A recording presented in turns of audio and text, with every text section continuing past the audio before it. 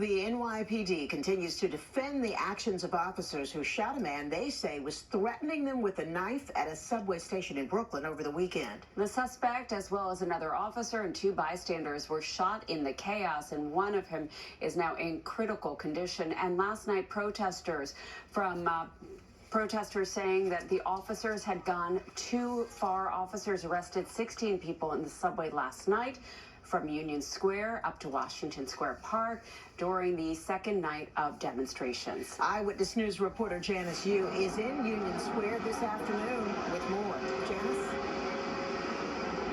Well, Sandra and Lauren, certainly a lot of outrage from that innocent bystander's family. Yesterday, we talked to that cousin, as well as the attorneys for that man. But also, as you guys mentioned, there have been protests right here at Union Square yesterday. So clearly the public is outraged, and they all want to see the body cam footage from the officers from Sunday. Yesterday, many jumped the turnstiles here at Union Square, expressing their outrage over what they say was a reckless response over a $2.90 subway fare. 16 people were arrested during the protest. Now, the NYPD has repeatedly said this was not related to fare evasion. This all started when Darrell Mickles jumped a turnstile at the Sutter Avenue train station in Brownsville Sunday afternoon. Officers kicked him out, but we're told he returned 10 minutes later. Authorities say he had a knife and threatened those officers. Despite more than 30 verbal commands to drop the knife and the use of tasers, Mickles allegedly lunged at officers, forcing them to fire their guns. One of the officers, Mickles, a 26-year-old and 49-year-old Gregory Delpeche, were shot. Delpeche is in the hospital right now fighting for his life. He was on his way to work, and there's no reason why he should not make it to work, right?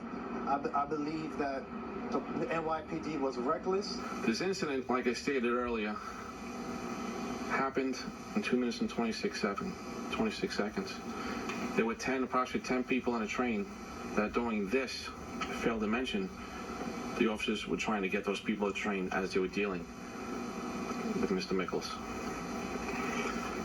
The situation is tragic, as we mentioned earlier, and our prayers go out to the families.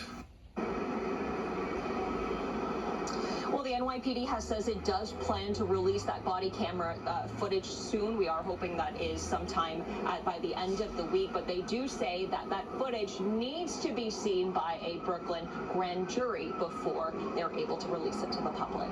Live at Union Square, James Hughes, Channel 7 Eyewitness News. Janice, thank you. Police searching for